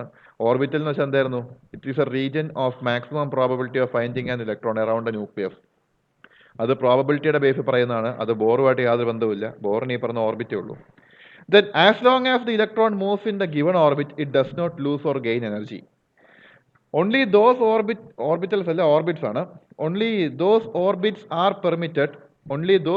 are permitted where the angular momentum of the electron is an integral multiple of h by 2 pi. അതായത് h by 2 പൈയുടെ ഒരു ഇൻ്റഗ്രൽ മൾട്ടിപ്പിൾ ആണ് നമ്മുടെ ഇലക്ട്രോണിൻ്റെ ആംഗുലർ മൊമെൻറ്റം എങ്കിൽ, അങ്ങനെയുള്ള ആ ആംഗുലർ മൊമെൻറ്റത്തിന് ഇക്വലൻ്റ് ആയിട്ടുള്ള എനർജിയുള്ള ഒരു ഓർബിറ്റിൽ മാത്രമേ നമ്മുടെ ഇലക്ട്രോണിന് കിടന്ന് കറങ്ങാൻ പറ്റുള്ളൂ. Or angular momentum of the electron is quantized. Also angular momentum mvr is equal to nh by 2 pi. ഇവിടെ mvr എന്ന് പറഞ്ഞു കൊടുത്തിട്ടുണ്ട്. ഈ mvr എന്ന് പറയുന്ന സമയത്ത് എം എന്ന് വെച്ചാൽ മാസ് ആണ്, വി എന്ന് വെച്ചാൽ വെലോസിറ്റി ആണ്. നമുക്കറിയായിരിക്കും m v is equal to momentum p എന്ന് നമ്മൾ പഠിക്കാറുണ്ട്. M v is equal to p എന്ന് നമ്മൾ പലയിടത്തും പഠിച്ചിട്ടുണ്ട്. കാരണം linear momentum is equal to mass into velocity or m v. Versus angular momentum L is equal to m into v into r, where r is the radius of the circle. കാരണം angular momentum means അതിൻ്റെ direction വ്യത്യാസമില്ലേ, ഒരു circular motion അല്ലെങ്കിൽ spherical motion അല്ലേ വരുന്നത്. അതുകൊണ്ട് M V R എന്ന് വരും. നമ്മുടെ ഈ പറയുന്ന നിങ്ങൾക്കറിയായിരിക്കുമല്ലോ ഫോഴ്സും ടോർക്കും തമ്മിലുള്ള വ്യത്യാസം. ഫോഴ്സ് എന്ന് വെച്ചാൽ ഒരു ലീനിയർ കോൺസെപ്റ്റ് ആണ്. ടോർക്ക് എന്ന് വെച്ചാൽ ഒരു ടേണിംഗ് ഇഫക്റ്റ് അല്ലെങ്കിൽ ഒരു സർക്കുലർ കോൺസെപ്റ്റ് ആണ്, ഒരു സ്പെരിക്കൽ കോൺസെപ്റ്റ് ആണ്, അതായത് ഒരു റൊട്ടേഷണൽ കോൺസെപ്റ്റ് ആണ് സത്യം പറഞ്ഞു കഴിഞ്ഞാൽ. അതുകൊണ്ട് തന്നെ ഫോഴ്സും ടോർക്കും തമ്മിലുള്ള ബന്ധമെന്ന് വെച്ചാൽ force is equal to mass into acceleration. അതിനെ ഒരു ലെങ്ത്തും കൊണ്ട് കൂടി മൾട്ടിപ്പിൾ ആയിട്ട് ടോർക്ക് കിട്ടും. Okay. Then an electron has lower energy when it is close to the nucleus. The energy of the orbit increases as it moves far away from the nucleus. ന്യൂക്ലിയസിൻ്റെ അടുത്ത് നിൽക്കുന്ന ഓർബിറ്റിന് എപ്പോഴും എനർജി കുറവായിരിക്കും. ന്യൂക്ലിയസിൽ നിന്ന് ദൂരേക്ക് പോകുന്നതനുസരിച്ച് എന്ത് സംഭവിക്കും? നമ്മുടെ ഓർബിറ്റിൻ്റെ എനർജി കൂടിക്കൂടി വരും, അല്ലെങ്കിൽ ഇലക്ട്രോണിൻ്റെ എനർജി കൂടിക്കൂടി വരും. Then an electron jumps from a lower energy orbit E1 to a higher energy orbit E2 by absorbing energy, and may come down from a higher energy orbit to a lower energy orbit by emitting energy. ഇതൊക്കെ നിങ്ങൾക്ക് അറിയാവുന്ന കാര്യമാണ്. Energy absorb ചെയ്ത് കഴിഞ്ഞാൽ electron എന്ത് ചെയ്യും? Lower ഓർബിറ്റിൽ നിന്ന് higher ഓർബിറ്റിലേക്ക് പോകും. എനർജി എമിറ്റ് ചെയ്ത് കഴിയുമ്പം ഹയർ ഓർബിറ്റിൽ നിന്ന് ലോവർ ഓർബിറ്റിലേക്ക് വരും. ഇതൊക്കെ നമുക്കറിയാവുന്ന കാര്യങ്ങളാണ്. മുകളിൽ പറഞ്ഞ പോയിന്റ് നിങ്ങൾക്ക് അറിയാവുന്നതാണ്, അതുകൊണ്ട് ഞാൻ കൂടുതൽ പറയാഞ്ഞത്. ന്യൂക്ലിയസിനോട് ചേർന്ന് കിടക്കുന്ന ഓർബിറ്റുകൾക്ക് എനർജി എപ്പോഴും കുറവായിരിക്കും. നിങ്ങൾക്ക് അറിഞ്ഞൂടെ 1s ഓർബിറ്റിലേക്കാൾ എനർജി കൂടുതലാണ് 2s ഓർബിറ്റലിന്. ഞാൻ ഓർബിറ്റലിൻ്റെ കേസിൽ തന്നെ പറയുന്നത്. 2sനേക്കാൾ എനർജി കൂടുതലാണ് 2pക്ക്, അതിനേക്കാൾ എനർജി കൂടുതലാണ് 3sന്. കാരണം എന്താ? ഇവന്മാരിങ്ങനെ ദൂരേക്ക് പോയിക്കൊണ്ടിരിക്കുക. അതേപോലെ ഫസ്റ്റ് ഓർബിറ്റ് കെ ഷെല്ല്, അതിനേക്കാൾ എനർജി കൂടുതലായിരിക്കും എല്ലിന്, അതിനേക്കാൾ എനർജി കൂടുതലായിരിക്കും എമ്മിന്. ഇതൊക്കെ നിങ്ങൾ പണ്ടേ പഠിച്ച കാര്യങ്ങളാണ്. And mu is equal to delta E by h, or mu is equal to simply E by h, or that is equal to E2 minus E1 divided by h. ഇവിടെ നമ്മൾ ഡെൽറ്റ ഇ എന്ന് പറയാനുള്ള ഒരു കാരണം എന്താണെന്ന് വെച്ചാൽ, ഈ E2 എന്ന് പറയുന്ന ഒരു ഹയർ എനർജി ലെവലിലേക്ക് E1 എന്ന് പറയുന്ന ലോവർ എനർജി ലെവലിൽ നിന്ന് എവിടുന്നോ റേഡിയേഷൻ അബ്സോർബ് ചെയ്ത് ഒരു ഇലക്ട്രോൺ അല്ലെങ്കിൽ ഒരു ഇലക്ട്രോൺ ജമ്പ് ചെയ്യുകയാണെന്നുണ്ടെങ്കിൽ അവിടുത്തെ change in energy of the electron ആണ് ഡെൽറ്റ ഇ അല്ലെങ്കിൽ E2 മൈനസ് E1 എന്ന് പറയുന്നത്. ചേഞ്ച് ഇൻ എനർജിയെ നമ്മൾ h കൊണ്ട് ഡിവൈഡ് ചെയ്ത് എന്ത് കിട്ടും? ഫ്രീക്വൻസി നമുക്ക് കിട്ടും. അതായത് frequency of the radiation absorbed കിട്ടും. ഇത് ഈ ക്വാണ്ടൈസേഷൻ പ്രിൻസിപ്പിളിനോട് അനുബന്ധമായിട്ടിരിക്കുന്ന കാര്യമാണ്. ഞാൻ നിങ്ങളോട് പറഞ്ഞ പോലെ നിങ്ങളിപ്പോൾ ഒരു സ്റ്റെപ്പ് കയറുകയെന്ന് വെച്ചോ. നിങ്ങൾ സ്റ്റെപ്പ് കയറുന്ന സമയത്ത് നിങ്ങൾ എന്ത് ചെയ്യേണ്ടി വരും? ആ സ്റ്റെപ്പിൻ്റെ ഹൈറ്റിന് കറസ്പോണ്ടിങ് ആയിട്ടുള്ള ഹൈറ്റിൽ തന്നെ നിങ്ങൾ നിങ്ങളുടെ കാലെടുത്ത് പൊക്കി വെക്കേണ്ടി വരും. അപ്പോൾ നമ്മുടെ കാലെടുത്ത് ഇങ്ങനെ പൊക്കി വെക്കാൻ വേണ്ടി എന്ത് വേണം? നമുക്കൊരു ഗിവൺ എനർജി വേണ്ടേ? ഇപ്പോൾ കാലെടുത്തൊരു 15 സ്റ്റെപ്പ് പൊക്കാനുള്ള എനർജിയാണ് ഒരുമിച്ച് നമ്മുടെ ബോഡി എക്സേർട്ട് ചെയ്തതെന്ന് വെച്ചോ. നമുക്ക് ഒരു സ്റ്റെപ്പ് നമുക്ക് കാലെടുത്ത് വെക്കാൻ വേണ്ടി അത്ര എനർജിയുടെ ആവശ്യമില്ല. ആ സ്ഥാനത്ത് ആ സ്റ്റെപ്പിൻ്റെ പകുതി കാല് പൊക്കാൻ വേണ്ടിയുള്ള എനർജിയെ ബോഡി എക്സേർട്ട് ചെയ്യുന്നുള്ളൂ എന്ന് വെച്ചോ. നിങ്ങളുടെ കാല് എവിടം വരെ പോവുള്ളൂ? സ്റ്റെപ്പിൻ്റെ പകുതി വരെ പോവുള്ളൂ. അത് പോരാ, സ്റ്റെപ്പിൻ്റെ ഫുള്ള് വരെ പോയാൽ മാത്രമേ കാല് പൊക്കി വയ്ക്കാൻ പറ്റുള്ളൂ. അതേപോലെ E1 എന്ന് പറയുന്ന ഒരു എനർജി ലെവലിൽ നിന്ന് E2 എന്ന് പറയുന്ന ഒരു എനർജി ലെവലിലേക്ക് ഒരു ഇലക്ട്രോൺ എക്സൈറ്റ് ചെയ്യണമെന്ന് വെച്ചോ. അതിന് ഇലക്ട്രോൺ ആവശ്യമായിട്ടുള്ള എനർജി എന്ന് വെച്ച് കഴിഞ്ഞാൽ E2ൻ്റെയും E1ൻ്റെയും ഡിഫറൻസ് ആയിരിക്കും. സപ്പോസ് E1ൻ്റെ എനർജി 15 യൂണിറ്റ് ആണ്, E2ൻ്റെ എനർജി 20 യൂണിറ്റ് ആണ്. അങ്ങനെയാണെങ്കിൽ E1ൽ ഇരിക്കുന്ന ഇലക്ട്രോണിന് 15 യൂണിറ്റ് എനർജി ഉണ്ട്. E2ലേക്ക് എത്തണമെങ്കിൽ എത്ര വേണം? 20 യൂണിറ്റ് എനർജി വേണം. എന്ന് വെച്ചാൽ 15 ഇപ്പം തന്നെ ഇല്ലേ, ഒരു 5 കൂടി കിട്ടിയാൽ പോരെ. ഒരു 5 യൂണിറ്റ് എനർജിയും കൂടി ഇലക്ട്രോൺ എന്ത് ചെയ്യുന്നു? എവിടെന്നെങ്കിലും അബ്സോർബ് ചെയ്യുന്നു. ഇലക്ട്രോൺ നേരെ E2ലേക്ക് പോകുന്നു. ആ സ്ഥാനത്ത് 3 യൂണിറ്റ് കൊടുത്തു കഴിഞ്ഞാൽ ഇലക്ട്രോൺ വേണ്ടാന്ന് പറയും. ഇലക്ട്രോൺ അവിടെ കിടക്കുകയുള്ളൂ E1ൽ. അല്ലാണ്ട് 3 യൂണിറ്റ് വാങ്ങി പകുതിക്ക് പോയിരിക്കാം, ബാക്കി 2 യൂണിറ്റ് കിട്ടുമ്പോൾ മുകളിലേക്ക് പോകാം എന്നൊരിക്കലും ഇലക്ട്രോൺ ചെയ്യില്ല. Because the energy is quantised. ഇനി ഈ പറയുന്ന E1ൽ നിന്ന് E2ലേക്ക് പോകാൻ വേണ്ടി 5 യൂണിറ്റ് എനർജി വേണമെന്ന് വെച്ചോ. അതിന് കറസ്പോണ്ടിങ് ആയിട്ടുള്ള ഫ്രീക്വൻസിയാണ് the frequency of light that should be absorbed by the electron. അതായത് 5 യൂണിറ്റ് എനർജിക്ക് E=hμ എന്നല്ലേ. അപ്പോൾ ആ ഇയുടെ വാല്യൂ 5 കിട്ടുന്ന രീതിയിൽ ഉള്ള ഫ്രീക്വൻസി എന്താണോ ആ ഫ്രീക്വൻസി ഓഫ് റേഡിയേഷൻ ആണ് എന്ത് ചെയ്യുന്നത്? ഇലക്ട്രോൺ അബ്സോർബ് ചെയ്യുന്നത്. Then the above expression is commonly known as Bohr's frequency rule, and the energy levels or orbits are named as K, L, M, N, etc. are assigned quantum numbers n equal to 1, 2, 3, 4 respectively. അതായത് ന്യൂക്ലിയസിനോട് ഏറ്റവും ചേർന്ന് കിടക്കുന്ന ഓർബിറ്റിന് നമ്മൾ quantum number n equal to 1 എന്ന് കൊടുത്തു. അയാൾക്ക് നമ്മൾ കെ ഷെൽ എന്നും പേര് കൊടുത്തു. ന്യൂക്ലിയസിൽ നിന്ന് രണ്ടാമതായിട്ട് കിടക്കുന്നയാൾക്ക് നമ്മൾ ക്വാണ്ടം നമ്പർ 2 കൊടുത്തു. അയാൾക്ക് നമ്മൾ എൽ ഷെൽ എന്ന് പേര് കൊടുത്തു. മൂന്നാമതും നാലാമതും കിടക്കുന്ന ആൾക്ക് എം എന്നും എന്നും ഒക്കെ പേര് കൊടുത്തിട്ടുണ്ട്. ഇതൊക്കെ നമ്മൾ പണ്ടേ പഠിച്ചാണ്, കുറച്ച് പറഞ്ഞതേ ഉള്ളൂ. And electronic transition between two orbits പ്രത്യേകിച്ച് നിങ്ങളുടെ ബുക്കിൽ ശ്രദ്ധിക്കുക. നിങ്ങളുടെ ബുക്കിൽ പല സ്ഥലങ്ങളിലും ഓർബിറ്റൽ എന്നാണ് കൊടുത്തിരിക്കുന്നത്. പ്രത്യേകം ശ്രദ്ധിക്കുക. ഓർബിറ്റൽ എന്ന് എഴുതി കഴിഞ്ഞാൽ പെട്ടെന്ന് ആ ഒരു ഫ്ലോയിൽ നോട്ടക്കാതെ അങ്ങ് പോവുമായിരിക്കും. പക്ഷേ കറക്റ്റ് ടേം ഓർബിറ്റ് എന്നാണ്. ഓർബിറ്റൽ എന്ന് പറയേണ്ട കാര്യമില്ല. ഓർബിറ്റിൽ പ്രോബബിലിറ്റി ബേസിൽ വരുന്നതാണ്. നമുക്ക് തൽക്കാലത്തേക്ക് ഇപ്പോൾ ഓർബിറ്റ് എന്ന് മതി. An electronic transition between two orbits n1 and n2 of hydrogen atom yield the following expression: mu bar is equal to 1 by lambda, that is equal to me raised to 4 divided by 8 epsilon 0 square into c into h cube into 1 by n1 square minus 1 by n2 square. ഒന്നും വേണ്ട.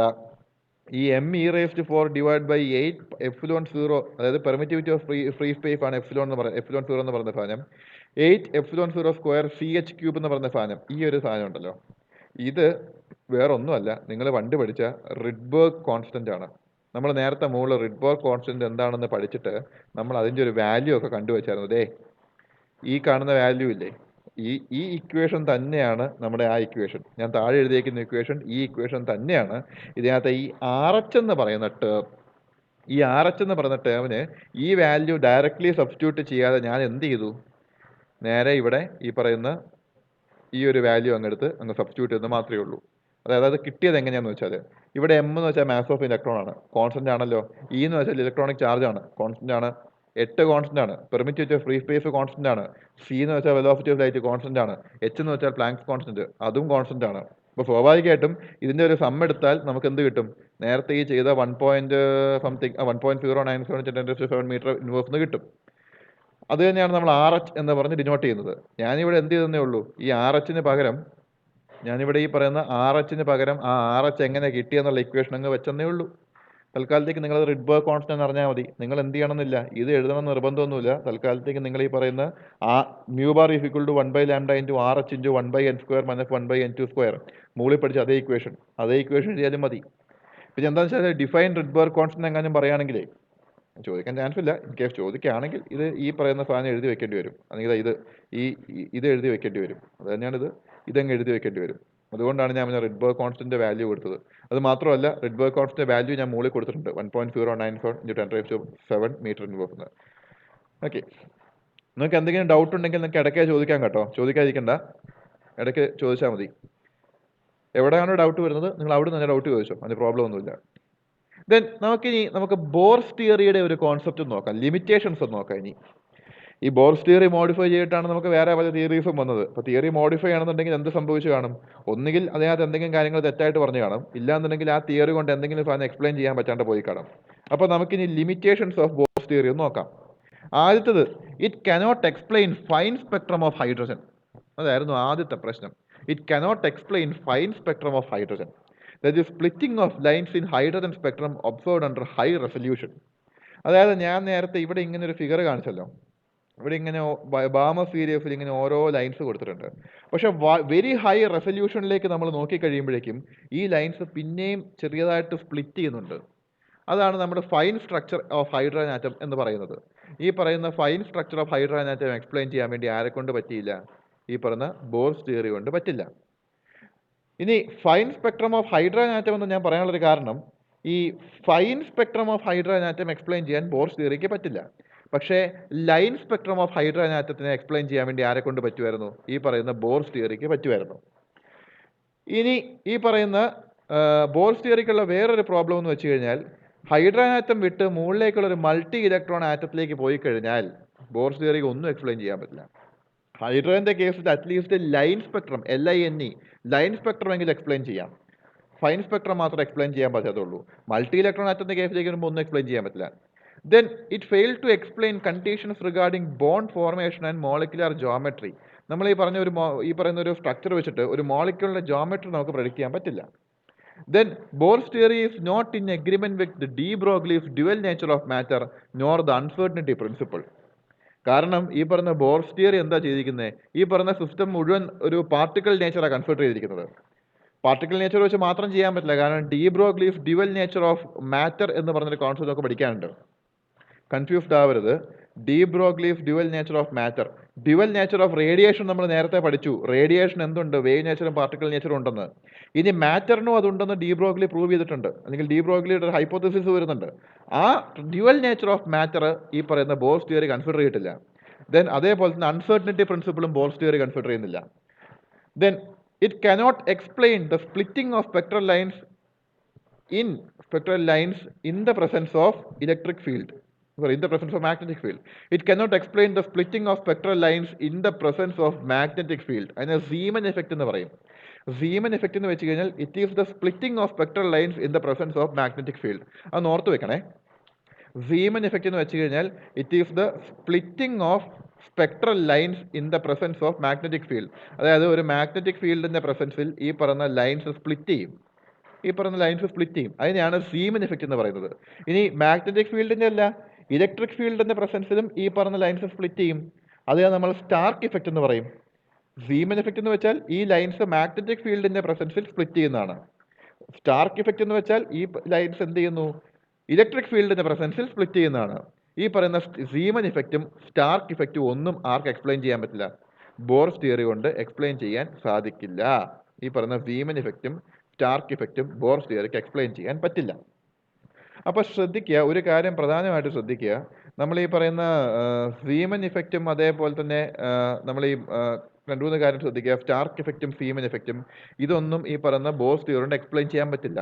രണ്ടാമത്തെ കാര്യം, എന്തായിരുന്നു ഈ പറയുന്ന seamen effect, എന്താണ് നമ്മുടെ ഈ പറയുന്ന സ്റ്റാർക്ക് ഇഫക്റ്റ് ഓർത്ത് വയ്ക്കുക. അതിപ്പോൾ വൺ വേർഡ് ചോദിക്കാനുള്ള ചാൻസ് ഉണ്ട്. സീമൻ ഇഫക്റ്റ് എന്ന് വെച്ചാൽ it is the splitting of spectral lines in the presence of magnetic field. അതാണ് സീമൻ ഇഫക്റ്റ്. സ്റ്റാർക്ക് ഇഫക്റ്റ് എന്ന് വെച്ച് കഴിഞ്ഞാൽ splitting of spectral lines in the presence of electric ഫീൽഡാണ്. അത് രണ്ടും ഓർത്ത് വയ്ക്കുക.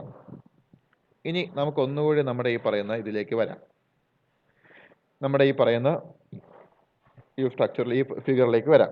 നമുക്ക് ഈ ഫിഗർ ജസ്റ്റ് ഒന്ന് എക്സ്പ്ലെയിൻ ചെയ്യാം. നിങ്ങൾ ലയമൻ സീരീസ് എന്ന് പറഞ്ഞ് കൊടുത്തിട്ടുണ്ടല്ലോ. ഈ ലയമൻ സീരീസിലേക്ക് നോക്കുന്നതിന് മുൻപ് രണ്ട് കാര്യങ്ങൾ നോക്കുക. ഈ n=1, n=2, n=3, n=4 എന്നൊക്കെ എന്നുള്ള കാര്യം നിങ്ങൾക്ക് അറിയാം. n=1 എന്ന് വെച്ചാൽ ഫസ്റ്റ് ഓർബിറ്റ് ആണ്, K ഷെൽ. n=2 എന്ന് വെച്ചാൽ സെക്കൻഡ് ഓർബിറ്റ് ആണ്, L ഷെൽ. n=3 എന്ന് വെച്ചാൽ തേർഡ് ഓർബിറ്റ് ആണ്, M ഷെൽ. n=4 എന്ന് വെച്ചാൽ ഫോർത്ത് ഓർബിറ്റ് ആണ്, അതിനെ നമ്മൾ N ഷെൽ എന്ന് പറയും. ഒന്നാമത്തെ കാര്യം അത്. രണ്ടാമത്തെ കാര്യം, ഫസ്റ്റ് ഓർബിറ്റിൽ n ഈക്വൽ ടു 1-ൽ കിടക്കുന്ന ഒരു ഇലക്ട്രോൺ കുറച്ച് എനർജി അബ്സോർബ് ചെയ്ത് കഴിഞ്ഞാൽ അയാൾ എന്ത് ചെയ്യും? n ഈക്വൽ ടു 2-ലേക്ക് എക്സൈറ്റഡ് ആവും. പിന്നെ എനർജി അബ്സോർബ് ചെയ്താലോ n ഈക്വൽ ടു 3-ലേക്ക് പോകും. പിന്നെ എനർജി അബ്സോർബ് ചെയ്താൽ n ഈക്വൽ ടു 4-ലേക്ക് പോകും. പിന്നെ അയാൾ എനർജി എമിറ്റ് ചെയ്താലോ n ഈക്വൽ ടു 3-ലേക്ക് വരും. പിന്നെ അയാൾ എനർജി എമിറ്റ് ചെയ്യുകയാണെന്നുണ്ടെങ്കിൽ n ഈക്വൽ ടു 2-ലേക്ക് വരും. പിന്നെ എനർജി എമിറ്റ് ചെയ്യുകയാണെങ്കിൽ n ഈക്വൽ ടു 1-ലേക്ക് വരും. നിങ്ങൾ ഈ കാണുന്ന ഈ ഒരു figure, it is actually the emission spectrum of hydrogen atom. അതായത് ലയമൻ സീരീസ് എന്ന് വെച്ച് കഴിഞ്ഞാൽ ഹയർ എനർജി ഓർബിറ്റലുകളിൽ നിന്ന് ഇലക്ട്രോൺസ് എനർജി ലിബറേറ്റ് ചെയ്ത് ഗ്രൗണ്ട് ലെവലായിട്ടുള്ള n ഈക്വൽ ടു 1-ലേക്ക് വരുമ്പോൾ തരുന്ന സ്പെക്ട്രമാണ് എന്ത്? ലയമൻ സീരീസ് എന്ന് പറയുന്നത്. പ്രത്യേകം ശ്രദ്ധിക്കുക, Lyman series is or it corresponds to the lines in the hydrogen spectrum which corresponds to the de-excitation of electrons from higher energy orbits to n equal to 1 state. n equal to 1 എന്ന് പറയുന്ന ഓർബിറ്റിലേക്ക് higher energy ഓർബിറ്റുകളിൽ നിന്നുള്ള ഇലക്ട്രോണിന്റെ D excitation ആണ് എന്ത്? ഈ പറയുന്ന ലയമൻ series എന്ന് പറയുന്നത്. ഇപ്പോൾ ഇവിടെ n ഈക്വൽ ടു 2-ൽ നിന്ന് n ഈക്വൽ ടു 1-ലേക്ക് ഒരു ഡി എക്സൈറ്റേഷൻ വന്നിട്ടുണ്ട്. n ഈക്വൽ ടു 2-ലെ ഒരു ഇലക്ട്രോൺ എന്ത് ചെയ്തു? എനർജി ലിബറേറ്റ് ചെയ്ത് n ഈക്വൽ ടു 1-ലേക്ക് വന്നു. നമ്മൾ അതൊരു ലയമൻ സീരീസിലെ ഒരു ലൈനാണ്. ദെൻ ഈ രണ്ടാമത്തെ ലൈൻ എന്താ? n ഈക്വൽ ടു 3-ൽ നിന്ന് n ഈക്വൽ ടു 2-ലേക്ക് വന്നതാണ്. അതാണ് രണ്ടാമത്തെ. n ഈക്വൽ ടു 3-ൽ നിന്ന് n ഈക്വൽ ടു 1-ലേക്ക് വരുന്നതാണ്. അതാണ് രണ്ടാമത്തെ ലൈൻ. അപ്പോൾ നിങ്ങൾ ശ്രദ്ധിക്കുക, ഈ ലയമൻ സീരീസ് എന്ന് പറയുമ്പോൾ ഇതിന് ഏറ്റവും കോമൺ ആയിട്ടുള്ള കാര്യം എന്താ? All the lines in the series will end at n equal to 1. കാരണം എന്താ? Electrons from the higher orbits are coming down to n equal to 1. ഇനി ഇതിനകത്ത് ഓരോ ലൈൻസും, all the individual lines corresponds to the electrons coming from higher orbits to the ground state. n equal to 2-ൽ നിന്ന് n equal to 1-ലേക്ക് ഒരു electron വരുമ്പോൾ വരുന്ന ലൈനാണിത്. n ഈക്വൽ ടു 3-ൽ നിന്ന് വേറൊരു ഇലക്ട്രോൺ വരികയാണെങ്കിൽ, അല്ലെങ്കിൽ ഈ സെയിം ഇലക്ട്രോൺ വരികയാണെങ്കിൽ അതിന് കറസ്പോണ്ടിങ് ആയിട്ടുള്ള ലൈനാണിത്. ഇനി ഈ ലൈൻ എങ്ങനെ വരുന്നു എന്നുള്ള കാര്യം കൂടി നോക്കുക. n ഈക്വൽ ടു 7-ൽ നിന്ന് ഒരു ഇലക്ട്രോൺ n ഈക്വൽ ടു 1-ലേക്ക് വരിക എന്ന് വെച്ചോ. ഈ 7-ൽ നിന്ന് 1-ലേക്ക് വരണമെങ്കിൽ എന്ത് ചെയ്യണം? ആ ഇലക്ട്രോൺ എനർജി റിലീസ് ചെയ്യണം. ഇലക്ട്രോൺ റിലീസ് ചെയ്യുന്ന ഈ റേഡിയേഷൻ ഒരു സ്പെക്ട്രോമീറ്ററിന് ഡിറ്റക്ട് ചെയ്യാൻ പറ്റും. And the energy released by that electron is denoted by a line, or it is observed as a line with the help of a spectrometer. ഒരു spectrometer ഉപയോഗിച്ച് കഴിഞ്ഞ് നമ്മൾ നോക്കുമ്പോൾ നമുക്ക് എന്തായിട്ടാണ് കാണുന്നത്? അതിനെ ഒരു ലൈൻ ആയിട്ടാണ് നമുക്ക് കാണുന്നത്. അങ്ങനെയാണ് നമുക്ക് ഈ ലൈൻ കിട്ടുന്നത്. ഓക്കെ, അതായത് ഇലക്ട്രോൺ എനർജി എമിറ്റ് ചെയ്യും. ഇലക്ട്രോൺ എമിറ്റ് ചെയ്യുന്ന എനർജി നമ്മളൊരു സ്പെക്ട്രോമീറ്റർ വെച്ച് നോക്കി കഴിയുമ്പോൾ നമുക്ക് എന്ത് കിട്ടും? അതൊരു ലൈനായിട്ട് കിട്ടും. ഇനി അടുത്തത് ബാമർ സീരീസിന്റെ കേസ് എടുക്കുക. ബാമർ സീരീസിന്റെ കേസ് എന്താ? n ഈക്വൽ ടു 2-ലേക്കാണ് എല്ലാ ഇലക്ട്രോൺസും വന്ന് കയറുന്നത്. റിറ്റ്സ് കോമ്പിനേഷൻ പ്രിൻസിപ്പിൾ പ്രകാരം ഒരെണ്ണം വേരിയബിളും ഒരെണ്ണം കോൺസ്റ്റന്റും ആയിരിക്കും. ബാമർ സീരീസിന് n ഈക്വൽ ടു 2 എന്ന് പറയുന്നത് കോൺസ്റ്റന്റ് ആണ്. Lower state n equal to 2 ആണ്.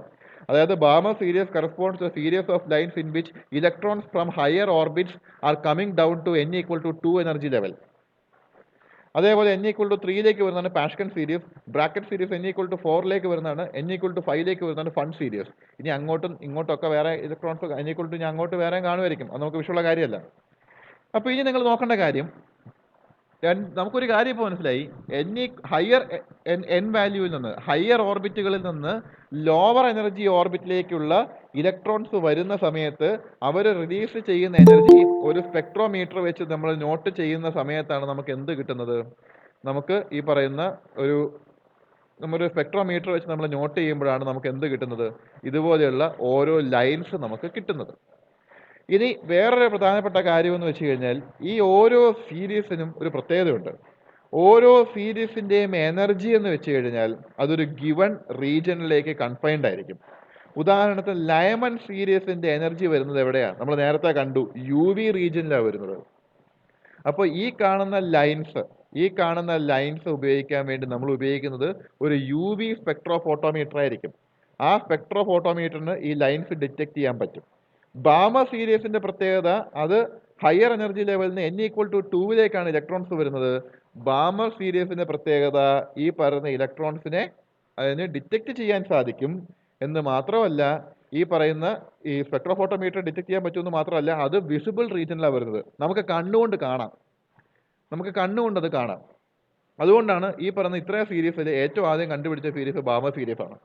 പാഷ്കൻ സീരീസും ബ്രാക്കറ്റ് സീരീസും ഫണ്ട് സീരീസും, പാഷ്കനിൽ n ഈക്വൽ ടു 3ലേക്കും ബ്രാക്കറ്റിൽ n ഈക്വൽ ടു 4ലേക്കും ഫണ്ടിലേക്ക് n ഈക്വൽ ടു 5ലേക്കുമാണ് ഹയർ ലെവൽസ് നിന്ന് ഇലക്ട്രോൺസ് വരുന്നത്.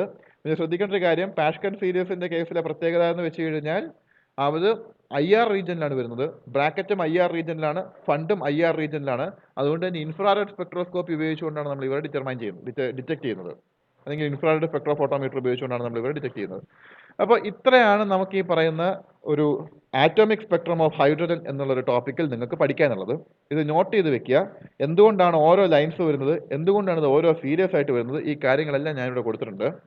ഇതൊക്കെ ഒന്ന് പ്രത്യേകം നോട്ട് ചെയ്ത് വെക്കുക. ദെൻ ഇനി വരുന്നത് ഡ്യുവൽ നേച്ചർ ഓഫ് റേഡിയേഷൻ ആണ്. ഡ്യുവൽ നേച്ചർ ഓഫ് റേഡിയേഷനെ പറ്റി ഞാനൊരു ജസ്റ്റ് ഒരു ഇൻട്രഡക്ഷൻ മാത്രം പറഞ്ഞ് നിർത്താം. ഈ ഡി ബ്രോഗ്ലീഫ് മാറ്റർ വേവിലേക്ക് ഞാൻ പോകുന്നില്ല. ഡ്യുവൽ നേച്ചർ ഓഫ് റേഡിയേഷനെ പറ്റി ഒരു ഇൻട്രഡക്ഷൻ പറഞ്ഞ് നിർത്താം. നമുക്ക് ഡ്യുവൽ നേച്ചർ ഓഫ് റേഡിയേഷനിലേക്ക് നമ്മൾ പോകുമ്പോഴേ ആദ്യം നമുക്ക്, ഞാൻ പറഞ്ഞു ഡ്യുവൽ നേച്ചർ, ഡി ബ്രോഗ്ലി പറഞ്ഞത് ഡ്യുവൽ നേച്ചർ ഓഫ് മാറ്റർ ആണ്. നമുക്ക് തൽക്കാലത്തേക്ക് ഡ്യുവൽ നേച്ചർ ഓഫ് റേഡിയേഷൻ ചുമ്മാ ഒന്ന് റിവൈൻഡ് ചെയ്യാം. Newton propose that light was composed of small particles called corpuscles. Corpuscles എന്ന് പറയുന്ന ചെറിയ പാർട്ടിക്കിൾസ് ചേർത്താണ് ലൈറ്റ് ഉണ്ടാക്കിയിരിക്കുന്നതാണ് ന്യൂട്ടൺ പറഞ്ഞത്. And the phenomena like diffraction, reflection, interference, double diffraction etcetera establish the wave nature of light. അതായത് diffraction, reflection, interference, double diffraction ഇതുപോലുള്ള phenomenon കൊണ്ട് നമുക്ക് വേവ് നേച്ചർ ഓഫ് ലൈറ്റ് കൊണ്ട് മാത്രമേ എക്സ്പ്ലെയിൻ ചെയ്യാൻ പറ്റുള്ളൂ. ആ സ്ഥാനത്ത് നമുക്ക് ഈ പറയുന്ന ഐൻസ്റ്റീൻ്റെ ഐഡിയാസും അതേപോലെ ഫോട്ടോ ഇലക്ട്രിക് ഇഫക്റ്റും ഒക്കെ ഡെമോൺസ്ട്രേറ്റ് ചെയ്യുന്നത് എന്താ, പാർട്ടിക്കിൾ നേച്ചർ ഓഫ് ലൈറ്റ് ആണ്. അതായത് ഇൻ ഷോർട്ട്, ലൈറ്റിൻ്റെ കേസിൽ ചില ഫിനോമിനൻ, റിഫ്ലക്ഷൻ, ഡിഫ്രാക്ഷൻ, ഇൻറ്റർഫറൻസ് പോലെയുള്ള കാര്യങ്ങൾ എക്സ്പ്ലെയിൻ ചെയ്യാൻ ലൈറ്റിൻ്റെ വേവ് നേച്ചർ വേണം. ആ സ്ഥാനത്ത് photo electric effect, black board radiation, അങ്ങനെയുള്ള കുറേ കാര്യങ്ങൾ, കോംപ്റ്റൺ ഇഫക്റ്റ് പോലുള്ള കാര്യങ്ങളൊക്കെ എക്സ്പ്ലെയിൻ ചെയ്യണമെങ്കിൽ എന്ത് വേണം, കോംപ്റ്റൺ ഇഫക്റ്റ് എക്സ്ട്രയുടെ കേസിലാണ്. But dual nature of radiation എന്ന് പറയുമ്പോൾ നമുക്ക് വേണമെങ്കിൽ കോംപ്റ്റൺ ഇഫക്റ്റ് ഇവിടെ ആഡ് ചെയ്യാം.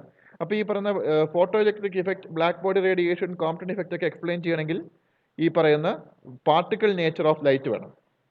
അപ്പോൾ ഇത്ര ഓർത്ത് വെച്ചാൽ മതി. ലൈറ്റിൻ്റെ കേസിൽ നമ്മൾ മാത്രം പറയുകയാണെങ്കിൽ റിഫ്ലക്ഷൻ, ഡിഫ്രാക്ഷൻ, ഇൻറ്റർഫറൻസ് ഒക്കെ എക്സ്പ്ലെയിൻ ചെയ്യണമെങ്കിൽ വേവ് നേച്ചർ വേണം. അതേപോലെ തന്നെ ഫോട്ടോ ഇലക്ട്രിക് ഇഫക്റ്റ് എക്സ്പ്ലെയിൻ ചെയ്യണമെന്നുണ്ടെങ്കിൽ എന്ത് വേണം, ഈ പറയുന്ന പാർട്ടിക്കിൾ നേച്ചർ വേണം. റേഡിയേഷൻ കേസിൽ പൊതുവേ പറയുകയാണെന്നുണ്ടെങ്കിൽ റിഫ്ലക്ഷൻ, ഡിഫ്രാക്ഷൻ, ഇൻറ്റർഫറൻസ് ഒക്കെ എക്സ്പ്ലെയിൻ ചെയ്യാൻ വേണ്ടി വേവ് നേച്ചർ വേണം. ദെൻ ഫോട്ടോ ഇലക്ട്രിക് ഇഫക്റ്റ്, അതേപോലെ black body radiation, Compton effect ഇതൊക്കെ എക്സ്പ്ലെയിൻ ചെയ്യണമെങ്കിൽ എന്ത് വേണം, particle nature of the radiation വേണം. That is light or any radiation possess both wave nature and particle nature, and this is called dual nature of radiation. Note ചെയ്ത് വെക്കുക point. എന്താണ് dual nature of radiation എന്നുള്ള കാര്യം അവിടെ കൊടുത്തിട്ടുണ്ട്. ഇനിയിപ്പോൾ അടുത്ത് നമുക്ക് വരുന്നത് ഡി ബ്രോഗ്ലീഫ് മാറ്റർ വേവ്സ് ആണ്. അത് നമുക്ക് അടുത്ത ക്ലാസ്സിലേക്ക് എടുക്കാം. അത് നമുക്ക് കുറച്ചധികം ഡീറ്റെയിൽഡ് ആയിട്ട് നമുക്ക് വരുന്നുണ്ട്. ഇനി നമുക്ക് ഈ പറഞ്ഞ ഇലക്ട്രോമാഗ്നറ്റിക് മാറ്റർ വേവ്സ് ആണ്. അത് നമുക്ക് അടുത്ത ക്ലാസ്സിലേക്ക് എടുക്കാം ടോപ്പിക്സ്. നമുക്ക് തൽക്കാലത്തേക്ക് നമുക്ക് ഇവിടെ കൊണ്ട് നമുക്ക് വൈൻഡപ്പ് ചെയ്യാം. ഓക്കെ. അപ്പോൾ ഈ ക്ലാസ്സുമായിട്ട് നിങ്ങൾക്ക് എന്തെങ്കിലും ഡൗട്ട് ഉണ്ടോ ഇന്ന് കഴിഞ്ഞ ക്ലാസ്സിൽ?